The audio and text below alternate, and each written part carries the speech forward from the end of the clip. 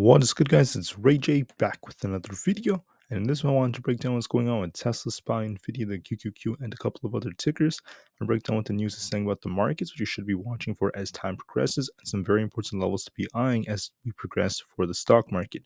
But before I bring anything down, all this information, before I get into any more details, let me just mention a couple of things. I am firstly not a financial planner, so take nothing I say as financial advice. And also, if you guys can, please check out the Moomoo link, which is down below and in the description. If you sign up for Moomoo, the link down below, and deposit $100 into the account, you're guaranteed up to 5 free stocks. This offer ends in just about 9 days from now, so check it out before they run out. Anyways, let's break down what's going on with the market. The market is still up a little bit more during the pre-market, making attempts to push even higher, but I believe that the market has a little bit more upside potential, but it's going to be relatively low compared to what we saw last week as the market pumped very hard. I also still believe the market is quite overbought and we're due for a pullback soon. So we could see the market pop a little bit more before we get that final pullback. And this pullback is not going to be like a massive pullback or like as big as what we saw in October. Just a very healthy correction is what the market's due for, and we might start off with that very soon. So what's going on with the news? What's going on with the markets? We're going to start off with this news right here. Investors hope that the stock market could start a winning streak after we saw many of the indices continuing to go. And we're hoping that we can continue to see more upside thanks to Jerome Powell announcing that the Fed may not continue to raise rates more. And that's some decent news for the bulls. When it comes to earnings that have come out, we're going to be watching them all very carefully, especially Berkshire Hathaway's, which just came out.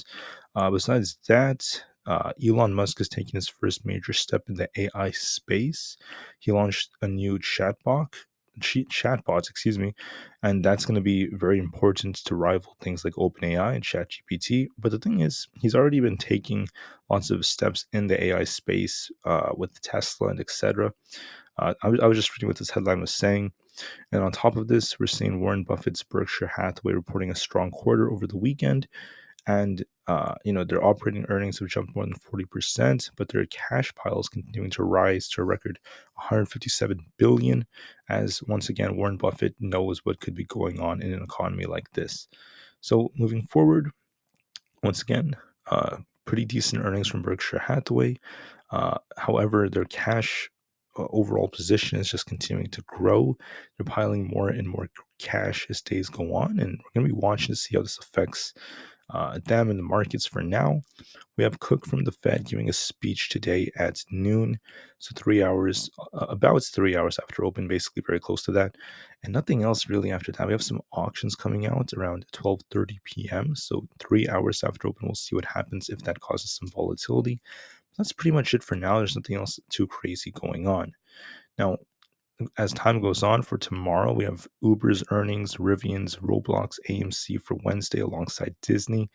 Just a couple of others, so nothing too big for the week except for like Disney. And that's it. For now, let's talk about how the market's looking. So looking at SPY, we've been on this uptrend, but this morning we're establishing a lower high relative to the high from Friday, which could suggest that the market is, kind of struggling to break out just for now. And we're starting to see some consolidation up here. The market's kind of chopping up at this level, which is telling us that resistance is becoming tighter and tighter.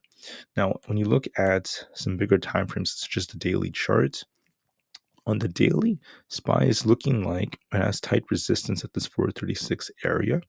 And we're going to be watching to see if this could try to break this or not. If this high breaks, if it fails to do so, we have a lot of gaps below on the daily. There's a gap down here all the way down to almost 430 and more below that. On the weekly time frame, the same thing is going on. We have a strong weekly, but my prediction is we might see the market start a little weak this week, but then continue stronger by the end of the week. And I think that based off what we're seeing on the trend so far. So on SPY, you're going to be watching this support right here at 435. If we lose it, watch 434 flats. That's the next support. And if we lose that, watch this 433 area. It's a 432.5. If we lose 432.5 to 433, I anticipate SPY is going to come tanking down towards the very low 430s to fill this gap. So watch key support at 432.5 to 433. If we lose that, we're going to come down to fill this gap right over here. We have this big gap on SPY to fill, and this will likely get filled, in my opinion, very, very soon. So the gap is basically right here in case you guys missed it. It's actually right here. Let me just pull this up for you.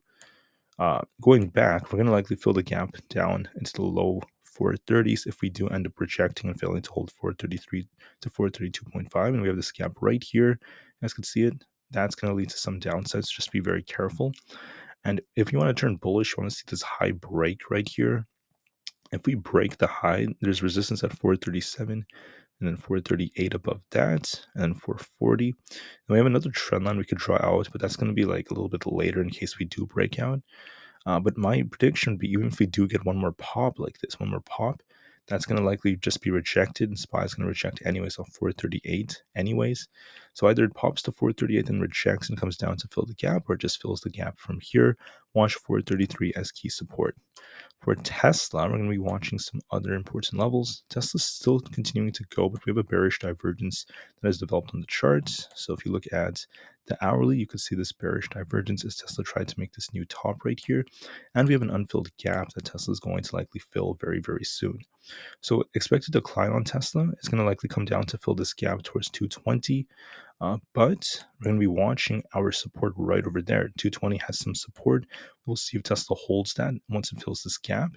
If it holds it, it could try to like remain sideways for the time being. Tesla has some tight resistance at this 227 area. So this 227 to 228 area. And we also have some support at 220. So when we watch to see how it holds for the time being, if we lose 220, expect it to decline all the way down towards 215. That's where we have the next support. That's where we have our demand zone. So I anticipate a little pop on Tesla. Then eventually some downside. I think it's going to fill this gap to 220, and we'll see how it holds from there. But anticipate a little bit of downside. For the QQQ, we're seeing something very similar. QQQ has a double top leg formation unless this top breaks. If we break the high we made from Friday, this thing is going to hit 370, but it might reject off there as we have a supply zone. If we sell off, you're going to be watching this support right here at 367.7. If we lose that, expect 366 and then 365. In my opinion, the odds favor a double top leg formation, some downside on the QQQ, just like that of SPY. So it's going to be very important to watch this. Looking at the QQQ, I just wanted to call out that on a daily time frame, it has a decent looking trend, but I would still be careful because 369 had some tight resistance, and this 369 to 370 area is a little tight. Nvidia is at 453 right now during the after hours, so it's kind of like testing its high right here. We're going to be watching to see if it could break. If it breaks the high at 453, we could see this thing pop higher. Now, during the after hours, we came very close to one of the zones I called out, which was 458 to 460. We came very close to it during the pre-market. We will see if that ends up helping Nvidia or not.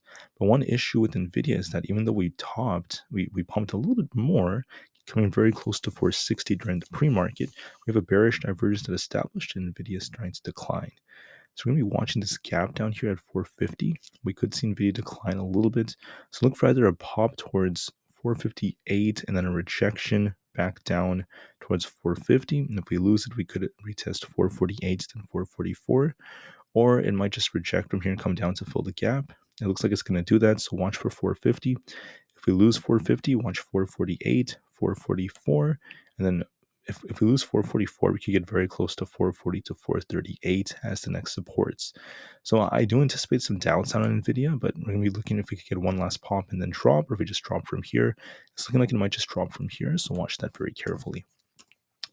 Finally, for Aapl is also looking a little weak this morning. It actually came up to this supply zone towards 178, and now it's kind of rejecting here. We have a potential head and shoulders like structure developing. So watch support right now at 176. If we lose that, watch 175.5 and 175. If we lose those supports, we have potential to come down towards 173.5 all over again. For resistance, if you want to be bullish, you want to see it break 178 to push to 180.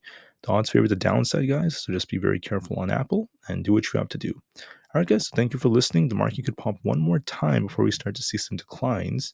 And if that's the case, watch support very carefully.